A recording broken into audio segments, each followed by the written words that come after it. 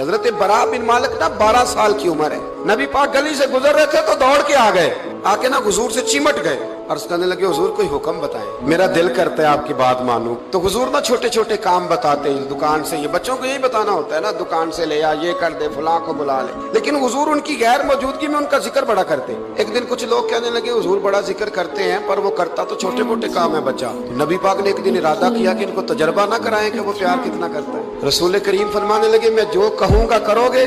حضور کروں گا۔ فرمایا جاؤ اپنے باپ کی گردن کاٹ کے لاؤ۔ ایک روایت میں ہے کہ مولا علی کے گلے میں تلوار لٹک رہی تھی، یوں کھینچی اور اس نے جذبات سے دوڑے کہ حضور نے فرمایا اسے پکڑ لو ورنہ یہ گردن کاٹ بھی لائے گا، پکڑ لو اسے ورنہ یہ کاٹ دے گا۔ اللہ کی قدرت کے تھوڑا وقت گزرا تو وہ بیمار ہو گئے۔ دن میں 2 مرتبہ میرے نبی پاک تیمارداری کرنے گئے۔ ایک شام رسول کریم تشریف لے گئے تو حضور سرانے بیٹھے، ماتھے پہ ہاتھ رکھا تو کریم محبوب ان کے باپ کی طرف کان میں کچھ کہا ان کے والی سے، حضور رونے لگے اور پھر حضور نے دوبارہ ماتھا چوما، پیار کیا اور چلے گئے۔ تو حضرت طلحہ بن برانا اپنے ابا کو قریب بلایا اور چارپائی میں بٹھایا، کہنے لگے ابا جی حضور کیا فرما گئے؟ کہا بیٹا تیرے والی بات نہیں۔ کہا نہیں بتائیے؟ کہا نبی کریم علیہ السلام نے فرمایا کہ شام کو نا میرے طلحہ کا انتقال ہو جائے گا اور جب اس کی روح پرواز کر جائے تو مجھے خبر کرنا، میں آ کے جنازہ پڑھاؤں۔ مدینے میں ٹھنڈ بڑی تھی، حضرت طلحہ نے نا اپنے باپ کا ہاتھ پکڑا اور اپنے سینے پہ رکھا، کہنے لگے ابا حضور تو جو فرما گئے پر میری وصیت یاد رکھنا، نبی پاک کے دین کا قانون یہ ہے کہ جب کوئی انتقال کر جائے تو جلدی دفن کرو۔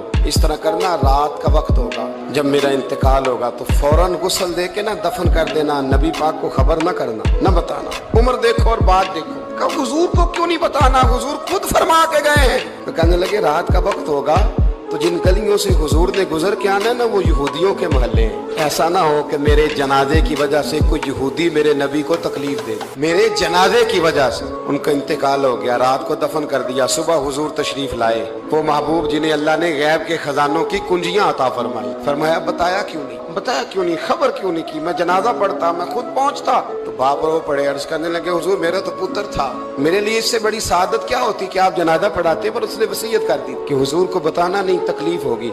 نبی کریم فرمانے لگے بتاؤ مجھے اس کی قبر کہاں؟ اور یارو غور کرنا، ساری دنیا گنبد خضرا، روضہ رسول پہ، اور نبی پاک ایک غلام کی قبر پہ تشریف لے گئے۔ خود نبی کریم گئے اور آج حضور نے دعا انوکھی فرمائی، فرمایا اے اللہ جب میرا طلحہ تجھ سے ملے نا تو ذرا اس سے مسکرا کے بات